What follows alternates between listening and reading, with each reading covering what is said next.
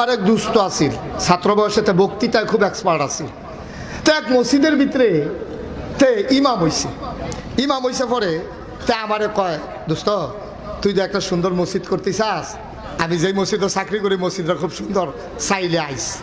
তা আমি এক শুক্রবারে গেছি পরে গিয়া দেখি সুন্দর, আসলেও সুন্দর মসজিদ। তে হইল ইমাম গিয়া দেখলাম আমাদের দেশে জমার আগে হুজুররা বাংলা আলোচনা করে না, কি করে না, গিয়ে দেখতে আর আলোচনা করে না, খুতবা দিয়ে নামাজ পড়া লাইছে। নামাজের পরে তারে আলগা আনলাম, তুই দি মাসাল্লাহ তো সুন্দর বক্তৃতা পারতি, তুই তো সুন্দর করে তারারে বুঝাইলে পারতি, এই শুক্রবারে এত্রি মানুষ তোর কাছে আইয়ে তুই আল্লাহর কাছে কি জবাব দিবি? কাউ জবাবের লাইন করে রাখছি।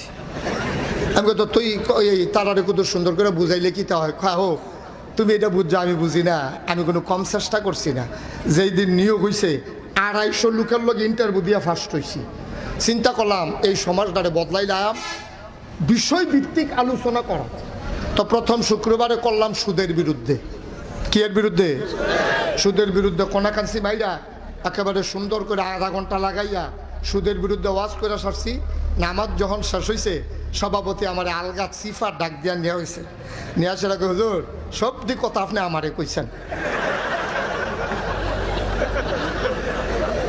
মনে করেন আমি ধরতাম পারছি না। অবশ্যই আপনারা কেউ কইয়া দিছে আমি যে খাই, আর নইলে আপনার নতুন মানুষ, আপনি কোনো জানেন না এর কথা রাখেন। হ্যাঁ অবশ্যই কারা কইয়া দিছে নামটা কোন হুজুর হারামও না। কেউ আমার কাছে কইছে না ভাই আমি নিয়ত করছি বিষয়ভিত্তিক, সুদরা যেহেতু জঘন্য গোনা আমি এটা দিয়া শুরু করছি। এটা আপনি এটা দিয়া আপনি আমার ফেল কয়বার চাইছেন মরে আমি দেখছি না, আপনি পুরা টার্গেট, আপনি আমার টার্গেট করে কথাটি কইছে।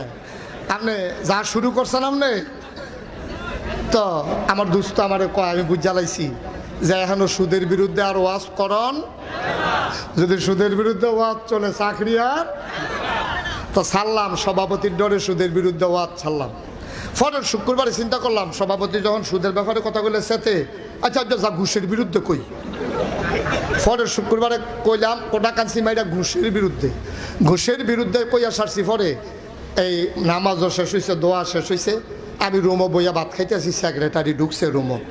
সেক্রেটারি ঢুকে সেটা কয়, কি হুজুর ইয়া আমি যে সরকারি চাকরি করি এটা আপনারা কইছে কারা? তো বলে এটা তো আমি আগে জানি, আপনি সরকারি চাকরি করেন এটা কইব কারা? কয় আপনি এই ওয়াজ শিখছেন কেন? আপনি কই শিখছেন এই ওয়াজ? একদিন আপনার সভাপতিরে লইয়া ছুটেন, আজ ধরছেন আমারে, আপনার ধরেন কি আমি কি আপনার কিছু কইছি? কয় না আপনি অবশ্যই জানেন আমি যে খাই,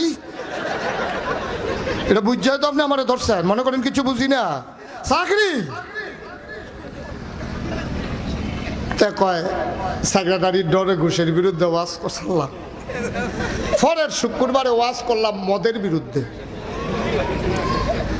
বিরুদ্ধে ওয়াজ করে সারছি। পরে ক্যাশিয়ার সব আইয়া কয়, বেতন মাইনসের তে নিয়েন, আমার লগে আর দেখা করার দরকার নাই। কাউ এটি কি দেখুন আপনারা কি শুরু করছে? কাউ শুরু কি দেখছে? শুরুটার ভাইবে না হনে না, 2 মাস ওয়া বেতন বন্ধ করে দিলে দেখবেন ওয়াজ দেখবেন গড় লইয়া লাইব দেখবেন। এটা আমরা বুঝি এটা। হ্যাঁ আপনি আমি কি সবসময় খাই নিমাইতে বাইতে না খায়? আপনি এই কথা করতেন গেছেন কিন্তু না